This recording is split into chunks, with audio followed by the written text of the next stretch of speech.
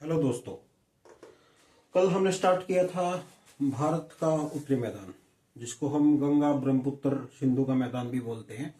उसके पार्ट 1 में हमने डिस्कस किया था कि किस प्रकार से हम भारत का जो उत्तरी मैदान है उसको मुख्य रूप से 4 भागों में विभाजित करते हैं, जिसमें हमने डिस्कस किया था भाबर, उसके बाद तराई, उसके बाद बांगर, उसके बाद खादर।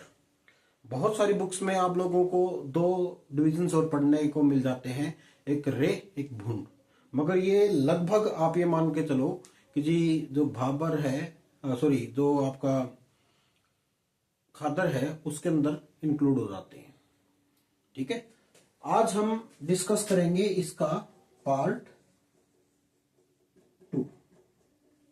बेसिकली जैसे कि हमने हिमालय के अंदर भी किया था कि उसको एक तो हमने बांटा था भौगोल के विभाजन में और एक हमने बांटा था प्रादेशिक विभाजन में। सेम कंडीशंस में हम यहाँ पर भी जो भारत का उत्तरी मैदान है उसको प्रादेशिक विभाजन करेंगे। ये नॉर्मली आप ये मान लो कि जी ये प्रादेशिक विभाजन तो है ही नहीं।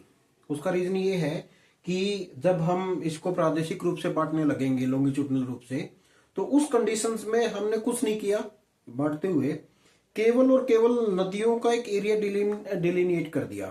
जी आप एक चीज कह सकते हो कि नदियों का जो अपवाह क्षेत्र था उसको ही हमने कह दिया जी ये एक प्रादेशिक विभाजन है, ये दूसरी नदी का प्रादेशिक विभाजन है और ये तीसरी का है।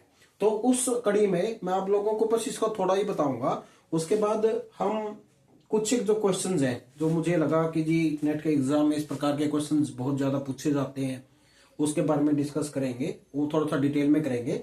मगर एक जो इसका प्रादेशिक विभाजन है इसको हम क्विकली कर लेते हैं। पहला है पंजाब मैदान। पंजाब मैदान का मतलब क्या है कि वो पूरा का पूरा क्षेत्र जो पंजाब के आसपास है और स्पेशली इसके अंदर जो झेलम, चिनाब, रावी, ब्यास और सतलुज ये नदियां आती हैं। ये नदियां जिस भी क्षेत्र को सिंचित करती है उसको हम पंजाब का मैदान बोलते हैं, जिसके अंदर मुख्य क्षेत्र है पंजाब, हरियाणा और थोड़ा सा पश्चिमी उत्तर प्रदेश।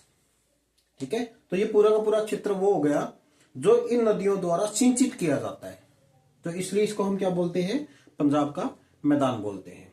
दूसरा जो गंगा का मैदान है, गंगा और उसकी जितनी भी सहायक नदियां हैं जिसमें यमुना है, घाघरा है, गंडक है, कोसी है और बहुत सारी ऐसी नदियां जो मैंने नहीं लिखी है, मगर आप लोगों को सबको पता है कि बहुत सारी ऐसी छोटी छोटी नदियां हैं जो गंगा नदी में आके मिलती हैं। तो वो पूरा का पूरा क्षेत्र है गंगा के मैदान के अंदर आता है। और उसके जो क्षेत्र है उत्तर प्रदेश, बिहार, पश्चिम बंगाल, झारखंड का कुछ एक भाग इसके अंदर आता है। मतलब जो भी अपवाह क्षेत्र है गंगा नदी का और उसकी सहायक नदियों का, ये दोनों प्रदेश बहुत दोनों क्या पूरा का पूरे जो प्रदेश हैं बहुत उपजाऊ है। इसके अंदर आप ये मानो हर प्रकार की फसलें बोई जाती है। और कल भी हमने जब इसका भौगोलिक विभाजन कर रहे थे तो उसमें ये चीज पड़ी थी कि इसके अंदर जो मिट्टी पाई जाती है वो बहुत ज्यादा फर्टाइल है, जो कि विभिन्न फसलों के लिए बहुत ज्यादा उपयोगी है। उसके बाद ब्रह्मपुत्र मैदान, ब्रह्मपुत्र और उसकी सहायक नदियां, क्योंकि जब ब्रह्मपुत्र रिवर है अरुणाचल प्रदेश का जो दिहांग राज्य है वहां से इंडिया के अंदर एंटर करती है। उसके बाद एक पूरा का पूरा जो असम का क्षेत्र है उसको ये सिंचित करती है। तो मुख्य रूप से जो ब्रह्मपुत्र है उसमें जो असम का क्षेत्र है वो सबसे इंपॉर्टेंट है। ठीक है, और इस क्षेत्र में आप लोगों को बहुत सारे जीव देखने को मिलेंगे। इसमें एक जो इंपॉर्टेंट जो हम जो अगला जो हमारा टॉपिक होगा उसके अंदर भी डिस्कस करेंगे नदियों वाला क्षेत्र वाला, कि मांजुली द्वीप है जो विश्व में सबसे बड़ा द्वीप माना जाता है जिसके ऊपर जीवन पाया जाता है, तो वो भी ब्रह्मपुत्र नदी के अंदर ही पाया जाता है। ठीक है, तो यहां पर आप लोगों को बहुत सारे छोटे छोटे द्वीप मिलेंगे असम के अंदर। ठीक, तो ये इसका क्षेत्र है। उसके बाद इसके कुछ एक मैं क्वेश्चन लेके आया हूं।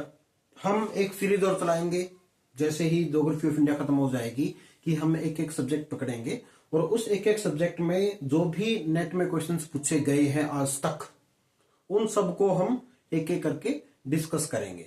ठीक है, तो आज मैं थोड़ा सा इसके बारे में बताऊंगा कि जो नेट में क्वेश्चंस आते हैं वो सीधे सीधे बहुत कम आते हैं।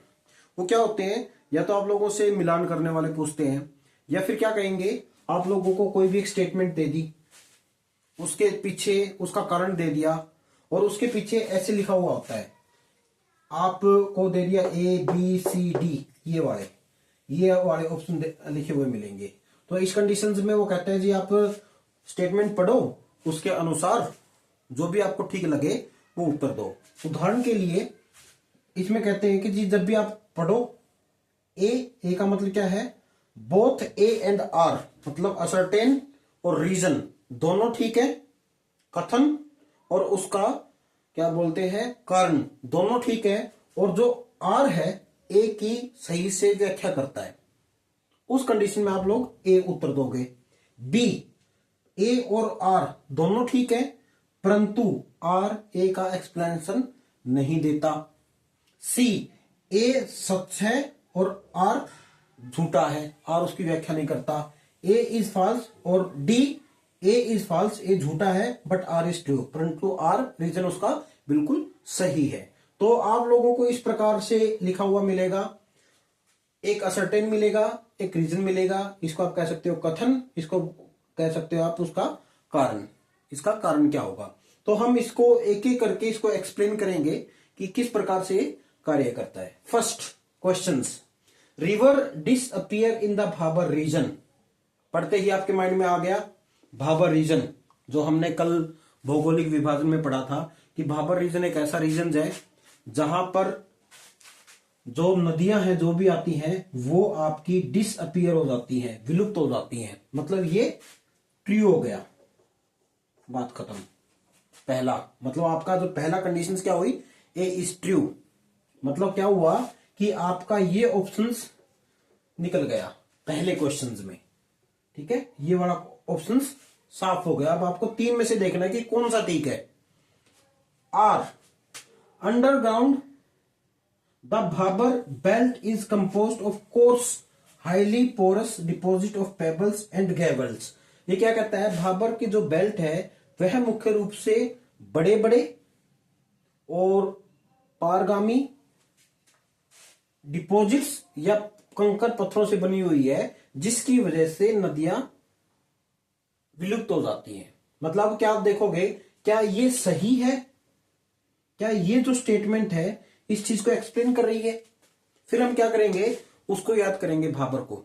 भाबर में क्या था कि बड़े बड़े पत्थर है, नदी अपने साथ आगे नहीं ले जा सकती, तो उस कंडीशन में क्या होगा, वो वहीं पर जमा कर देती है बड़े बड़े पत्थर, मतलब वहां पर डिपोजिशन है, जिसकी वजह से नदियां क्या कर जाती है, विलुप्त हो जाती है। तो इस कंडीशन में क्या हो गया, ये इसकी सही से एक्सप्लेनेशन कर रहा है।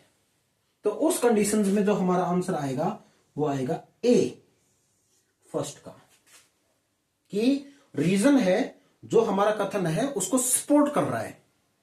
ऐसे ऐसे क्वेश्चन पूछे जाते हैं नेट के अंदर या जो भी आपके कंपटीशन एग्जाम्स होते हैं। Question number second, the Terai region is marshy and water logged.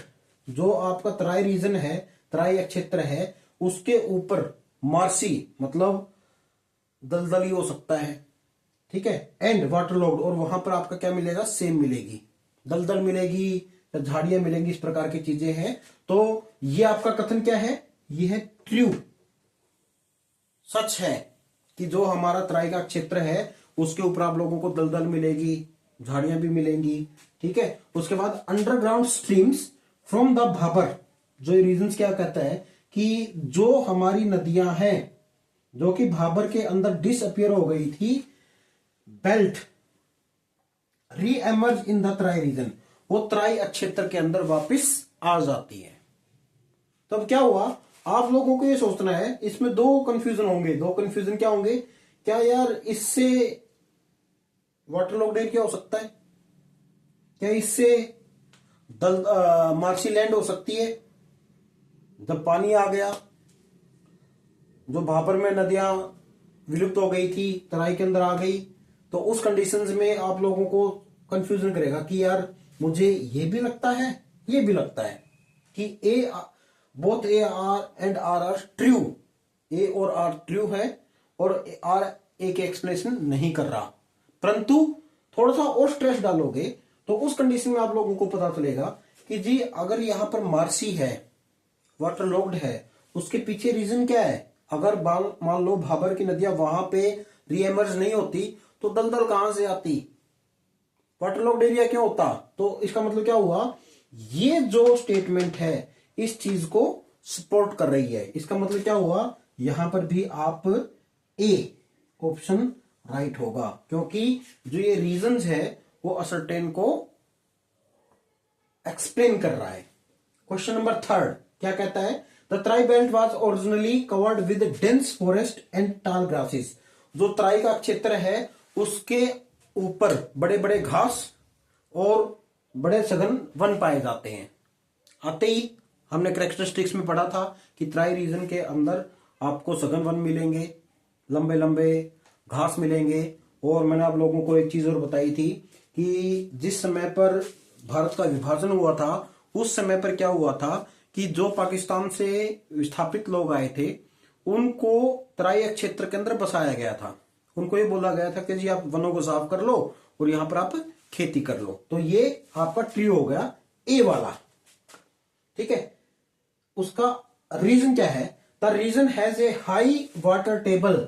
उसका रीजन क्या है कि उसकी जो वाटर टेबल है, भूजल स्तर है, वो काफी ऊंचा है एंड रिसीव्स अबेंडेंट मॉइस्चर। और वहां पर बहुत ज्यादा उसको क्या मिलता है, आर्द्रता मिलती है। और आपको पता ही है बिना पानी कुछ नहीं हो सकता, ठीक है। मान लो मैं आप लोगों को इसका सिंपल सा एग्जांपल देता हूं। इंदिरा गांधी कैनाल जो कि राजस्थान की आज के टाइम पे लाइफ लाइन मानी जाती है, और इसके ऊपर जब हम कभी इंदिरा गांधी कैनाल के बारे में डिस्कस करेंगे तो मैं आप लोगों को इसके ऊपर एक स्टोरी सुनाऊंगा कि किस प्रकार से कुंवर सेन है, उन्होंने एक इंजीनियर थे, किस प्रकार से उसने काम किया, कितने आपके ऊंट और रेडियां लगी, लोग लगे, मुश्किल से इस नहर का निर्माण हुआ। पहले इसका नाम कुछ और था, इंदिरा गांधी कैनाल बाद में रखा गया। तो जब ये इंदिरा गांधी कैनाल राजस्थान के अंदर आई तो राजस्थान की जो टोपोग्राफी वो बिल्कुल परिवर्तित हो गई। एक ऐसे क्षेत्र, गंगानगर का क्षेत्र है, जैसलमेर का क्षेत्र है, ये ऐसे क्षेत्र हैं जहां पर हम जो आज के टाइम पर सिचुएशन है बिना इंदिरा गांधी कैनाल के सोच ही नहीं सकते। और वो किस वजह से हुआ है कि वहां पर पानी पहुंच गया, मॉइस्चर बहुत ज्यादा पहुंच गया। तो जहां पर मॉइस्चर पहुंचेगा तो वहां पे क्या होगा, आपका वेजिटेशन बहुत ज्यादा होगी, पेड़ बहुत ज्यादा होंगे। आप लोग ऐसे बहुत सारे एग्जाम्पल देखने को मिलेंगे। तो जब आपको ये पता लग गया कि वाटर टेबल भी ऊपर है और बहुत ज्यादा क्या मिलता है, मॉइस्चर मिलता है, इसका मतलब क्या है, ये इस चीज को सपोर्ट कर रही है। तो इस कंडीशन में इसका आंसर भी ए ही आएगा, ठीक है। क्वेश्चन नंबर 4, कंकर नोड्यूल्स, जो कंकर होते हैं, कंकर के कण होते हैं, are commonly found in khadar soil. कंकर के जो वो है वह खादर भूमि में मिलते हैं, बट हमें यह पता है कि कंकर के जो कण है वो बांगर में मिलते हैं। इसका मतलब क्या हो गया, ये हो गया फॉल्स। यहां पर आ गए हम, सॉरी यहां पर ए इज फॉल्स। सेकंड रीजन क्या है, रीजन क्या है, खादर कंसिस्ट ऑफ रिसेंटली डिपोजिट एल्वियर। खादर क्या है, रिसेंटली या उसके ऊपर ताजा अवसादी मिट्टी या जलोढ़ मिट्टी बिछती रहती है। ये इस चीज का एक्सप्लेनेशन नहीं है, परंतु ये ट्रू है। आर ट्रू है बट ए फॉल्स है। तो इस कंडीशन में क्या हो गया, ये भी नहीं, ये भी नहीं, ये भी नहीं, ये है A is false but R is true. तो इसलिए जो ये आपका 4th क्वेश्चन है उसका जो आपका आंसर होगा वो होगा डी, क्योंकि कैल्शियम नोड्यूल्स है वो आपके बांगर में मिलते हैं। खादर मिट्टी में हर साल नई मिट्टी जमा होती रहती है। Question number 5, bangar is rarely affected by floods. Bangar के ऊपर बहुत ही कम चांसेस होते हैं कि बाढ़ आए, ये ट्रू है। उसका रीजन क्या हो सकता है? रीजन क्या बता रखे इन्होंने? It lies above the normal flood level of reverse. यह जो नदी होती है उसके फ्लड लेवल से ऊपर स्थित होती है। तो ये भी क्या हो गया? ये इसका सही से एक्सप्लेनेशन हो गया। तो इसलिए इसका आंसर आएगा ए। ठीक है, तो मैंने आप लोगों को कुछ क्वेश्चंस करवाए हैं, हिंट दिए हैं कि जो आपके यूजीसी नेट के अंदर ऐसे क्वेश्चन पूछे जाते हैं, और जितने भी आपके कंपटीशन एग्जाम्स हैं ज्योग्राफी से रिलेटेड, उसमें भी ये क्वेश्चन पूछे जाते हैं। यूपीएससी में भी इस प्रकार से क्वेश्चन पूछे जाते हैं। तो आप लोगों को इन क्वेश्चनों का आंसर कब दे पाओगे? जब आप लोगों को उस टॉपिक की बड़ी डीपली नॉलेज होगी। और डीपली नॉलेज के लिए आप लोगों को पहले थ्योरेटिकल पार्ट पढ़ना पड़ेगा। इसलिए मैं क्या कर रहा हूं कि वीडियो को 2 भाग में डिवाइड कर रहा हूं, ताकि पहले आप थ्योरेटिकल पार्ट को पढ़ो, उसके बाद थोड़ा सा आप लोगों को एक आइडिया हो जाए कि क्वेश्चन किस प्रकार से आएंगे। जब हम दोबारा से स्टार्ट करेंगे तो आप लोगों को और डिटेल में बताऊंगा कि क्वेश्चन लिख लिख के कि जी इसको किस प्रकार से हम सोल्व कर सकते हैं। अगर आप लोगों को नॉलेज पसंद आई हो, आप लोगों के ज्ञान में तो वृद्धि हो रही हो, तो आप लोगों से रिक्वेस्ट है चैनल को सब्सक्राइब भी कर लें, अपने साथियों को के साथ शेयर भी करते रहें, उनसे भी सब्सक्राइब करवा लें, बेल आइकन को दबा लें, ताकि जब भी कोई भी नई वीडियो डले तो सबसे पहले आप लोगों तक पहुंच पाए। बहुत बहुत धन्यवाद।